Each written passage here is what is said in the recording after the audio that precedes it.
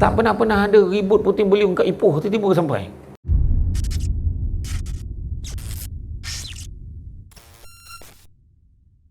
على سيدنا محمد الفاتح لما أغلق والخاتم لما سبق ناصر الحق بالحق والهادي إلى صراطك المستقيم وعلى آله حق قدره ومقداره العظيم. قال رب اشرح لي صدري ويسر لي أمري واحلل عقدة من لساني يفقه قولي. أحييكم بتحية الإسلام تحية مباركة من عند الله تحية الإسلام السلام. Assalamualaikum warahmatullahi wabarakatuh. Assalamualaikum. Alhamdulillah. Yang pertamanya marilah sama-sama kita merafakkan setinggi-tinggi rasa syukur kita kehadrat Allah Subhanahu wa taala, kerana dengan limpah kurnia dan taufik daripada Allah, Allah memberikan keizinan kepada kita pada petang ni untuk bersama-sama kita mengisi masa dengan mengimarahkan majlis ilmu. Dan alhamdulillah pada petang ni kita diserikan perjumpaan kita pada petang ni dengan kehadiran tetamu yang tak asing lagi, iaitu Tuan Syamsul Debat, ataupun biasa lebih dikenali dengan Ustaz Syamsul Debat, Allahumma salli ala sahabat, yang baru sampai daripada Selangor pagi tadi. Betul, kemudiannya terus main ke sini. Saya difahamkan sampai sekarang dia tak tidur lagi. Allahumma salli ala sahabat. Jadi insyaAllah bila saya tanya tadi nak buat tajuk apa, dia pun tak tahu tajuk apa. Jadi kita tengoklah apa yang topik nak keluar. Kerana kata ulama, al-ilmu bil hikmah, ilmu tu datang dengan hikmah. Jadi insyaAllah tanpa mendengarkan masa, saya mempersilakan Ustaz Syamsul untuk menyampaikan nasihat-nasihat, mutiara-mutiara kata yang mudah-mudahan insyaAllah dapat sama-sama kita ambil manfaat. Falyatafaddal mashkura. A'udzubillahi minasyaitonir rajim. Bismillahirrahmanirrahim. Assalamualaikum warahmatullahi wabarakatuh. Waalaikumsalam warahmatullahi Alhamdulillah, alhamdulillahillazi arsala rasulahu bil huda wa dinil haqqi liyuzhirahu ala dini kullihi wala karihal kafirun wala karihal musyrikun wala karihal muslimun. Subhanaka la ilma lana illa ma 'allamtana innaka antal alimul hakim. Rabbi syrah li sadri wa yassir li amri wa lal 'uqdatam min lisani yafqahu qawli. Terima kasih banyak ucapkan kepada Ustaz Rashdan, khususnya kepada semua yang hadir pada hari ini, terutamanya penggerak Akademi Al-Quran Miftahul Jannah. Dapat juga saya sampai kemari setelah sekian lama bercadang-cadang nak dijemput, barulah dijemput. Tadi bincang kat dalam, tak kisahlah tajuk apa, tapi saya ingatkan dia tanya saya soalan, dia tu opah kat saya ini lagi luar biasa kan? Lain macam cara mengenakan kita kan.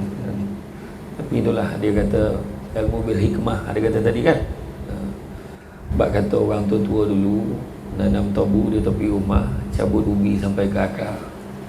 Sedikit ilmu kalau dengan hikmah, selaut garam terasa tawar. macam. Rashida dah lama tak dapat pantun kan, kalau bagi pantun kan. Jadi semua tak tahulah, saya pun rasa lain macam datang ke akademi sekarang.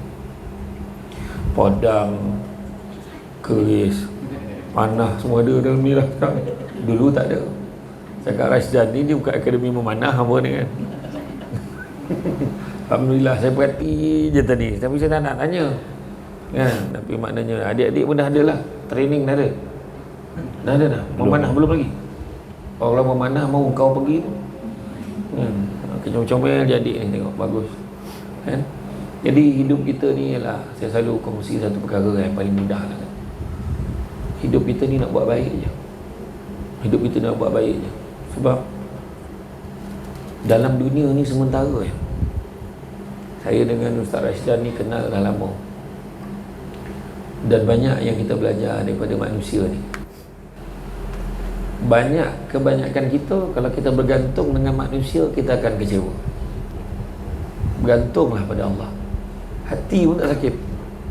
Bila bergantung pada Allah tak dapat, kita tahu Allah belum bagi. Itu je kan? Kita minta dengan Allah banyak-banyak, akhirnya apa yang kita dapat tu pun rupanya Allah yang izinkan untuk kita dapat. Saya teringatlah tahun lepas waktu malam tahun baru tu, saya bersama dengan rakan-rakan panel forum perdana malam tahun baru tu. Tajuk yang dipilih, mana milik kita? Tajuk mana milik kita? Contohlah soalan kita tanya kan, jam yang kau pakai tu siapa punya? Saya punya lah, dia kata. Soalan dia tanya, jam tu siapa? Saya punya lah. Soalan kedua kita tanya, tangan tu siapa punya? Senyap dia. Kita fikir balik. Sedangkan tangan kita, diri kita pun bukan kita punya. Tiba-tiba kita boleh mengaku yang jam tangan tu kita punya. Kalau fikir balik lah.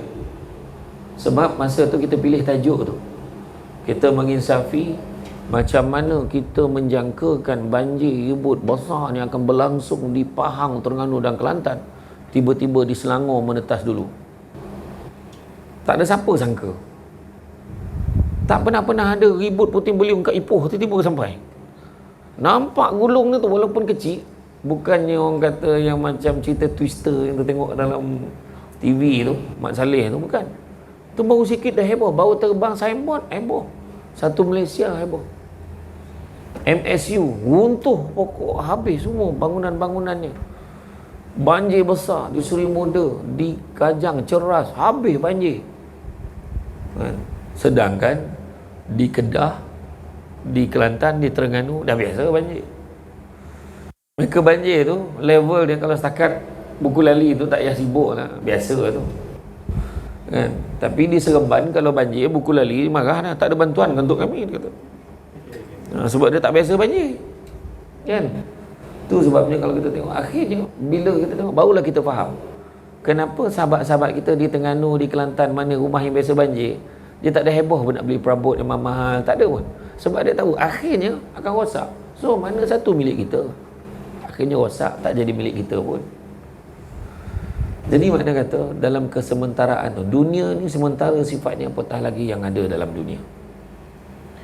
3 benda perkara dunia ni. Pertama, pasangan, suami, isteri, lelaki, perempuan.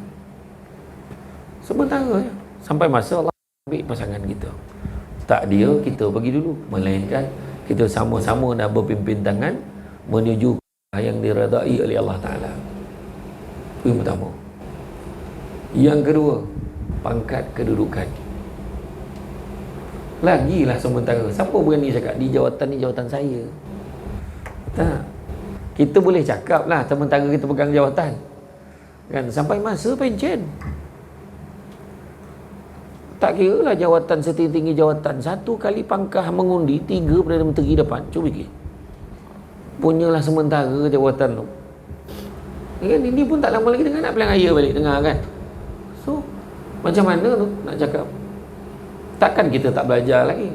George Bush kan, keturunan dia jadi presiden. Tiba-tiba Donald Trump kita tengok dia orang yang bijak dari segi ekonomi, tapi dia menghina Islam macam mana? Dia halau orang Islam yang bernikab ni, so keluar daripada majlis dia. Dia suruh yang pakai serban tu, turban tu, yang bengali tu, halau je keluar daripada majlis dia. Dan akhirnya tak pernah berlaku dalam sejarah kepimpinan Presiden Amerika Syarikat. Akhirnya berlaku sekali lagi, iaitu Donald Trump memerintah hanya sepenggal saja. Kebanyakan presiden 2 penggal. Mereka di sistem paling lama pun 2 penggal, paling kurang 1 penggal. Jadi dia dah kena sepenggal lah. Macam tu. Kalah dengan Biden pula tu. Bukan Biden Sungai Petani, Joe Biden kan. Kalah. Calon yang dikutuk sebagai calon yang tak setara dengan dia, akhirnya dia kalah. Sebab apa? Sebab dengan izin Allah. Ketua kampung bertukar ketua kampung. Jangan cerita presiden, ketua kampung lagi lah kan. Jawatan sementara. Saya dulu jadi pengarah undang 80 penguasa bawah saya. Sudahnya pencen, dapat kad pesara, tunjuk dekat hotel Q Bintang, QH Bintang ke Q Bintang lah, yang dekat depan hospital Sultanah Bahiyah tu. Tunjuk dapat 10%. Kan? Sebab kan ada kad pencen. Nampak yang muda ni ada kad pencen. Kan? Nak tunjukkan. Dan begitu juga satu lagi, harta lagi lah. Harta benda. Kan? Naik Mercedes. Sampai masa jual. Tukar kereta lagi lah orang. Jual. Jual lah kan. Jual lah. Ambil mas lain. Tanya. Oh, jual. Tak, saya cakap nasihat. Kan? Ada kereta mesti jual, sampai masa jual. Tukar kereta lain pula kan. Makna kata kereta tu kadang sampai masa kita sayang sampai rosak. Yang tak jual rosak. Maknanya harta benda, duit sampai masa habis. Beli motor. Motor baru nampak. Berapa lama orang sebut baru? Lepas minggu orang tak heran dah motosikal tu. Kan? Motor baru tu. Tak ada dah. Mula-mula je orang tanya. Dan itulah keadaannya dunia kita. Bayangkan ketika peristiwa Isra' dan Mi'raj. Nabi macam mana dia datangi seorang perempuan tua yang bongkok 3. Jibril kata apa? Wahai Muhammad, itulah dunia. Dah tua sangat dah. Tunggu masa nak kiamat. Zaman Nabi, dunia ni tua dah. Zaman kita lebih lagi. Tanda-tandanya banyak sangat yang pening-peningnya. Kan? Kejap Covid, kejap tak. Kan? Kejap PKP, kejap tak PKP. Dengan ini diumumkan bahawa PKP dilanjutkan. Muhammad dengan pengumuman tu kan. Geram dengan pengumuman tu kan. Alah, kena duduk rumah lagi. Akhirnya kita dah bebas macam ni. Apa sangka? Kan? Macam-macam penyakit, macam-macam isu, insiden. Lepas tu benda pelik-pelik. Tak hormat guru. Ramai anak-anak PDPR tak hormat guru. Guru dah masuk kelas, dia tak on kamera.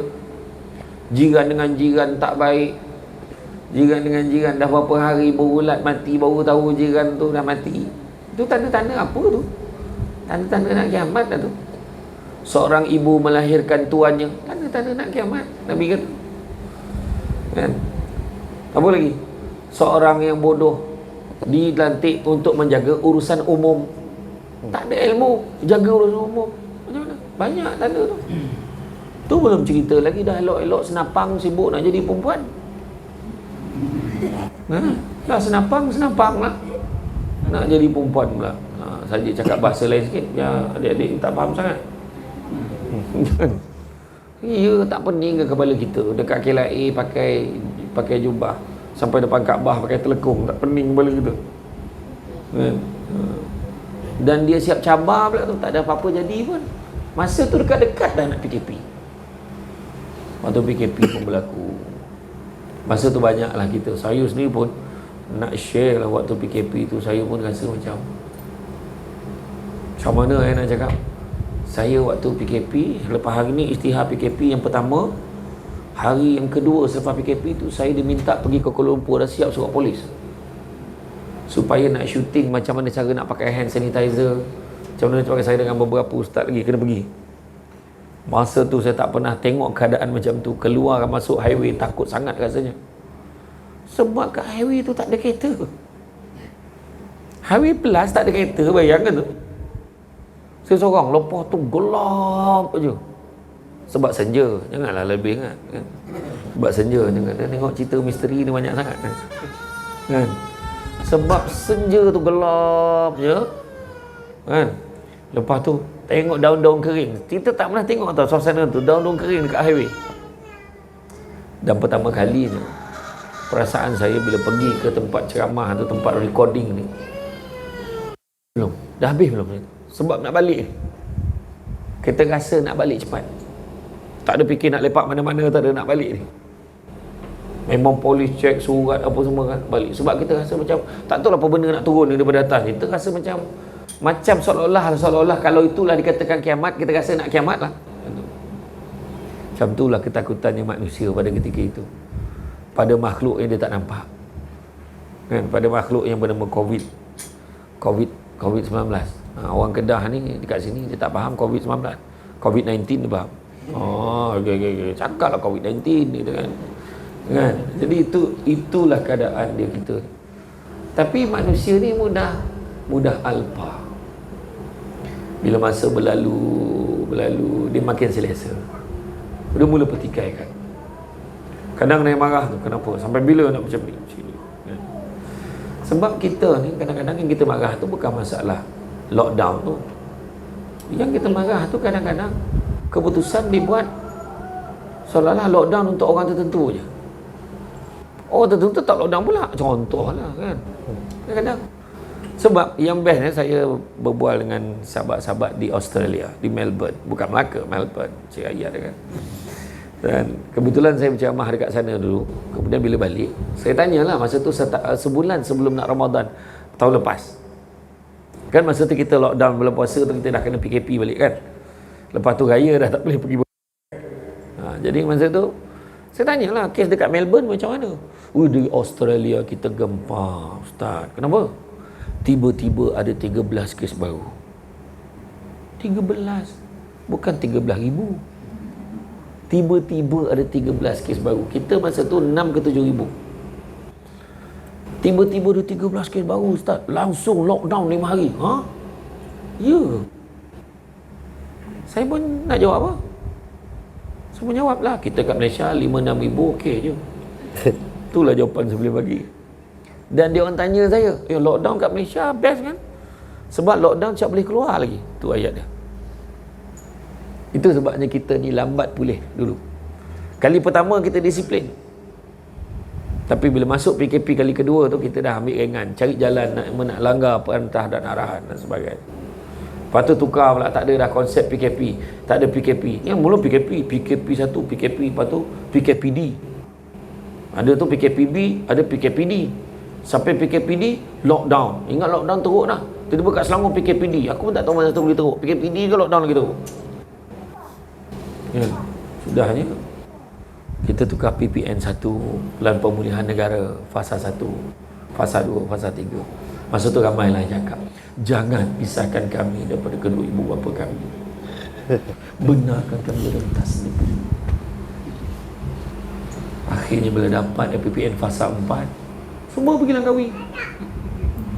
Habis mak ayah semua kat Langkawi. Tak pasal-pasal kan siakap mahal. Kan? Sampai kan sekarang makan kat kedai biasa pun tanya, ni berapa ribu kan siakap? Tak apalah. Tapi apa pun nak beritahu, jaga ni. Nak pula kita berada daripada bulan Ramadan Al-Mubarak ni. Bulan Ramadan ni adalah bulan untuk kita ambil peluang untuk ubah diri kita. Improve diri kita jadi lagi baik lagi. Bulan Ramadan ni pertama menginsafi orang yang kurang bernasib baik berbanding kita, itu pertama. Yang kedua, kita nak mengawal hawa dan nafsu kita. Dan begitu juga yang ketiga, untuk menyuburkan perasaan tolak ansur, kejujuran dan maaf memaafkan. Bulan Ramadan sepatutnya jadi itu. Dan antara kebaikan bulan Ramadan, pertama dapat menguruskan badan. Patut kita buat weight challenge. Semua jemaah kita yang masuk hari ni, kita akan timbang, register. Kita akan timbang balik pada 25 Ramadan. Tengok siapa yang paling banyak sekali turun 25 Ramadan. Oh, banyak turun. Tapi grand prize kita akan timbang pada 25 Syawal. Terbalik jarum penimbang tu. Jadi makna kata dapat mengurangkan badan bukannya untuk dapat lawa, tak. Kuruskan badan supaya kita ringan kita untuk buat kerja-kerja yang baik, untuk beribadah kepada Allah. Kalau tidak tu, bangun daripada tempat tidur tu, tak tahu nak capai apa dah. Nak bersangkut ke apa dah. Tak larat. Saya pun fikir macam mana nak kuruskan badan ni, nak ikut cara Ustaz Rashdan ni. Liwak. Ustaz Rashdan dah kurus banyak dah. Kena belajar dengan Ustaz Rashdan ni. Dan begitu juga bulan Ramadan ini, kata Imam Al-Ghazali, barang siapa yang membiasakan perutnya berada dalam kenyang, dia akan terbabit dengan 5 perkara yang tak elok. Apa dia? Pertama, dia mudah ingkar kepada Allah. Imam Al-Ghazali kata, kalau perut dia kenyang je, pertama dia mudah ingkar kepada Allah. Makan sampai bersandar, sampai tersandar makan banyak. Isteri dah siap pakai telekung nak pergi tarawih dah. Tarawih tak? Jalan. Maka ada harapan dia tak pergi. Dan dia mudah ingkar pada semua perintah Allah. Dia akan senang tidur, dia akan senang menjadi seorang yang malas dan sebagainya. Kedua, orang ini sukar untuk menerima nasihat daripada orang-orang yang baik. Terima Azali kata. Ketiga, kata-katanya sukar untuk menyentuh hati orang lain. Katanya menyakitkan hati je. Tak pernah nak ambil hati orang, tak ada. Keempat, orang ini juga tak akan pernah memikirkan orang lain. Kenapa? Sebab dia memikirkan mungkin orang lain kenyang macam dia juga. Dan yang kelimanya, orang ini mudah dihinggapi penyakit. Nah tu sebabnya hukama terdahulu sebut tanda-tanda keselamatan tanda-tanda keselamatan jasad terletak pada sedikitnya makan. Keselamatan roh terletak pada sedikitnya dosa, dan keselamatan agama terletak kepada banyaknya berselawat ke atas Nabi. Saya ulang balik, keselamatan jasad terletak pada sedikitnya makan, keselamatan roh terletak pada sedikitnya dosa, keselamatan agama terletak pada banyaknya berselawat ke atas Nabi. Bayangkan, yang pertama disebut oleh ulama ni tadi adalah keselamatan jasad tadi, kurangkan makan banyak. Bulan puasa ni ramai orang balas dendam bila makan. Dia makan lagi teruk daripada bulan tak puasa. Bulan tak puasa dia ada time dia. Ini dijamakkan terus. Semua masa tu dia sekali kan pada waktu berbuka tu. Daripada lunch, breakfast, high tea semua combine, bawa pada berbuka. Itu belum dinner tu berbuka, dinner lain. Dinner lepas tarawih. Bayangkan tu kan, dahsyat tak dahsyat. Tu sebabnya kajian menunjukkan sebelum PKP dulu, orang Malaysia 17,800 tan makanan dibuang setiap hari. 17,800 tan makanan dibuang setiap hari. Dan di sepanjang bulan Ramadan, 270,000 tan makanan yang dibuang itu adalah makanan yang belum diusik. Bayangkan. Tu sebabnya kadang kita ni dari segi adab pun, tempat makan ni pun out kadang-kadang. Jangan ambil banyak. Orang dulu kan macam tu, ambil sikit habis lagi baik daripada ambil banyak tak habis. Tu masalahnya. Orang kata adat banyak kiasan ditunjuk dia, tetapi bukan. Bergulung pendek panjang digontangkan.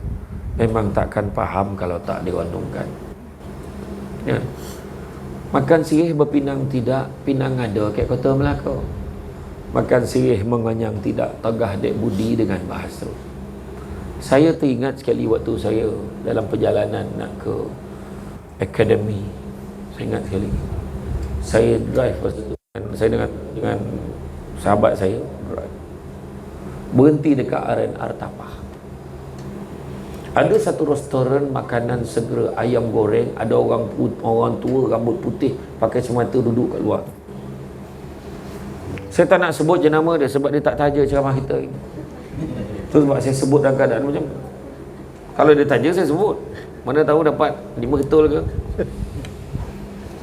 Jadi saya pergi tu dengan sahabat saya tu. Kita ambil lah ayam goreng, saya ambil 2 ketul dengan nasi, dia pun ambil ayam 2 ketul dengan nasi. Masa nak duduk tu, tengok tempat duduk semua penuh, ada satu je tempat kosong sebelah orang putih. Ada 4 orang putih tengah makan. Saya kata kita duduk situ, boleh dengar orang putih tu cakap apa? Dia berbual apa, cakap pasal negara kita ke mana tahu? Nak pasang telinga lah kononnya. Bila duduk memang tak faham. Sebab dia bukan cakap orang putih. Tak apa bahasa cakap. Macam tu lebih orang bunyi. Dia macam agak ala Holland, Germany macam tu lah. Kan? Jadi tak dapatlah kita nak faham apa dia cakap. Cuma bahasa diri dia tu kita yang menyebabkan saya respect. Dah habis makan, dia kutip tulang-tulang ayam tu letak dalam pinggan dia. Dia susun dekat dalam tray. Empat orang ni bangun, pergi ke tempat sampah, buang sampah tu, susun pinggan ke tempat dia. Dia susun tray tu. Bukan orang Malaysia, confirm. Pada ketika itu ada 2 saja meja yang bersih. Itu meja dia dengan meja saya. Itu pun setelah saya tengok dia buat. Tak malu kita kan? Meja lain tinggal aja. Tengok kadang pergi kena kahwin. Orang Melayu kita punya perangai tinggal. Sebab dia yakin ada orang akan kutip untuk dia. Adab. Maklah. Saya ingat kita pergi ke Ipoh kita pergi jumpa Ustaz Muhammad James. Pergi tengok budak-budak tahfiz. Allah beradabnya budak-budak. Pergi ke tempat Ustaz Jafri macam tu juga. Adab. Tengok dia orang salam, adab. Cerita-cerita ilmu betul. Buat dengan Rashdan pun dah kita cakap kan. Yang paling penting sekali ada adab. Kita ni manusia ni nak membezakan kita dengan binatang ni adab dah sebenarnya. Orang cakap kalau nak mencari pokok berbuah, pucuk lebih dahan berdaun. Kalau nak jadi insan bertuah, duduknya beradab, tanggahnya bersantun. Macam dah lama tak datang banyak pantun ni. Iya, betul. Bila dia datang dia salam, cium tangan, sap, 3 tempat dia salam. Terperanjat, saya tengok kan tadi nasib baik dia satu tempat. Dia dah lah ramai, tutap. Lepas tu baru tangan, jangan cakap lah baru apa. Kan? Tapi berkat tu. Allah, kita jadi malu. Kalau Ustaz Muhammad Ajib kita nak sahur kasut, berapa dia nak sahur kasut, kita janganlah macam ni dek, kata kan. Jadi malu kita. Rupanya Imam Ajib biarlah ilmu kita ni sedikit, jangan tak ada. Anak kita kalau kita ajar tentang adab, walaupun ilmu dia tak pandai sangat lah, ilmu akademik dia, hantarlah ke mana pun, insyaAllah dia boleh survive. Sebab adab dengan orang. Dia nyebut makan, tak apalah cik. Tak apa, saya fikir je, saya minum pun tak apa. Ini pantang ajak makan sampai 2 pinggan nasi, membukit segala lauk nak disumbat. Adab. Ini cerita adab. Ini tak, dia relax. Bayangkan anak murid senior Imam Malik, nama dia Abdul Rahman bin Qasim. Dia kata, aku mengabdikan diri aku untuk belajar ilmu dengan Imam Malik selama 20 tahun. Tetapi 18 tahun dihabiskan untuk belajar adab saja. Jadi saya fikir saya pun tak cukup lagi belajar pasal adab. Itu sebab kita kena dengar kata-kata guru kita. Bila semua ni berpeluang hadir ke akademi, bagi tadi Ustaz Zainul Asri kan, setiap hari ada je guru. Saya pun tak layak duduk sini, patut duduk bawah atau dengar Ustaz Rashdan ni gitu. Dengar, tapi ada peluang datang. Pokok sena di tepi sempadan, anak tupai menumpang lalu, bercerai nyawa dari badan, barulah putus petua guru. Mana selagi hidup ikut apa saja guru gitu. Ikut.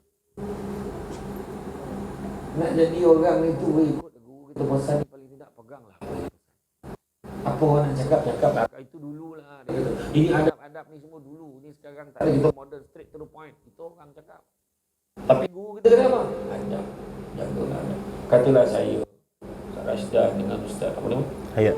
Ustaz Hayat. Hayat ke Hayat? Ustaz Hayat. Kita duduk bertiga dekat kedai kopi. Rumah kita semua tak ada. Kita bertiga je duduk. Jadi lalu nak dara. Nak dara ni lalu Ustaz cakap, tumpang lalu bang Haji, abang Haji, dia kata. Tumpang lalu bang. Automatik saya tanya Ustaz Hayat, anak siapa? Kita tak tanya dia kerja mana, tak tanya kelulusan dia apa, kita tanya anak siapa, sebab adab. Tapi kalau saya, Ustaz Rashdan, Ustaz Hayat dan kita semua ni duduk ni, lalu orang naik kereta besar, dia turun, woi, dia kata, woi, tahu tak tempat Ustaz Rashdan mah? Ustaz Rashdan ada ni. Kita entah tak tahu, kau pergi nak tanya orang lain. Macam tu lah kita cakap. Sebab orang yang tak jaga adab ni tak layak kadang-kadang penghormatan, apatah lagi di sisi Allah. Nabi waktu dipanggil, waktu menghadap Allah Ta'ala kat Datuk Kudus masa peristiwa Isra Mi'raj, menghadap Allah Ta'ala, apa Allah Ta'ala sebut? Wahai Muhammad, dongakkanlah kepalamu dan bermohonlah. Nak beritahu Nabi dengan Allah Ta'ala dapat peluang menghadap pun tak ada macam ni. Tunduk. Nampak tak? Nak beritahu. Jadi sebenarnya tajuk ini baru tahu. Dah nak habis ceramah baru tahu tajuknya adab. Betul. Tu sebab orang tua dulu kan. Pergi rumah orang kalau kenduri, mana dia melenggang. Orang lain ni tergamak melenggang bawa envelope ni. Janji bagi duit ke tu. Janji ayat dia tu. Macam bila orang nyanyi dengan orang tu. Dia mesti akan bawa barang, bekal dulu. Ada tau, pisang lah, tanam pisang lah. Kalau betik ke payung pula. Orang yang sebenarnya ni ke payung tu betik lah. Buah betik. Siri papaya. Ya, jadi papaya. Okey. Lalu tak payah apa kan. Bawa garam, bawa gula, bawa tepung. Kadang orang cakap, apa mak nak bagi sangat, apa benda nak bagi. Biarlah, besok mudah-mudahan ada orang tolong kita. Dia tak cakap orang yang sama tolong kita. Akan ada orang tolong kita. Sebab akademi ni pun alhamdulillah bertahan sebab ramai orang tolong.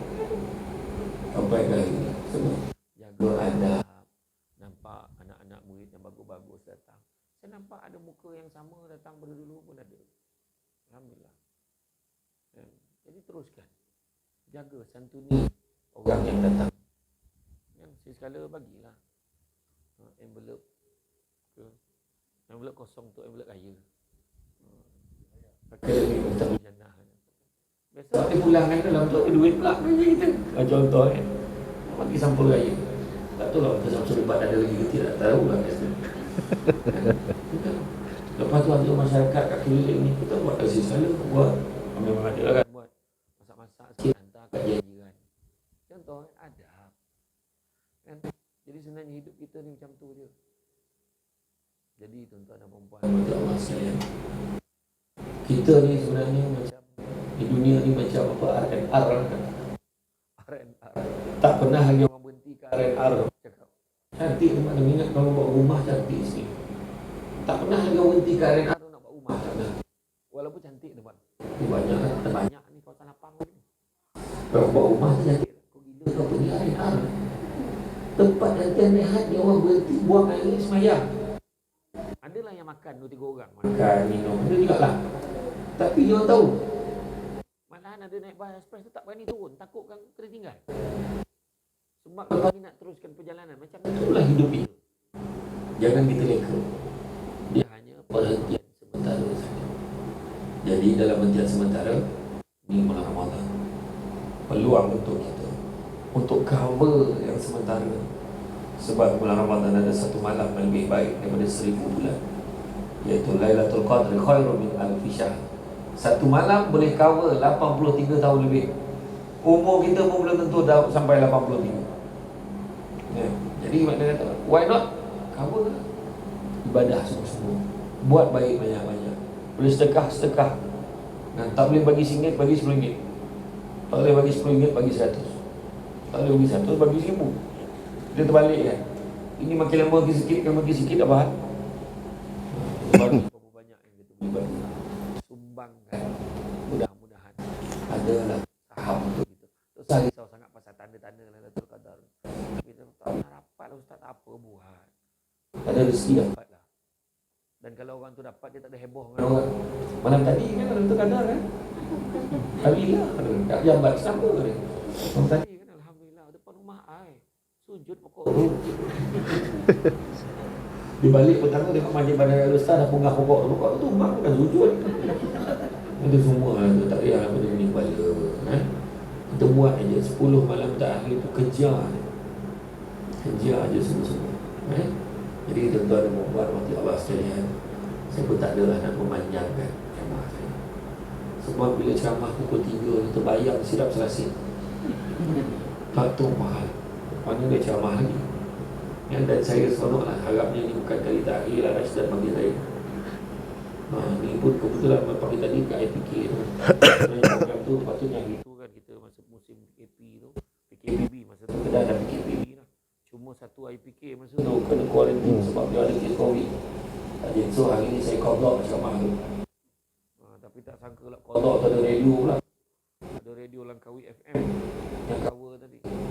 Tadi tu tadi dah selesai. Pagi tadi kalau kita start nak bahas.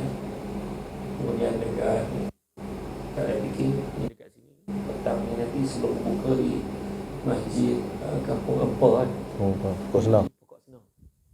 Jadi insyaAllah. Dan lepas tu malam ni kena tinggal sekejap di Sungai Petani. Ada satu program selepas maghrib. Tak tahu macam mana singgah tu.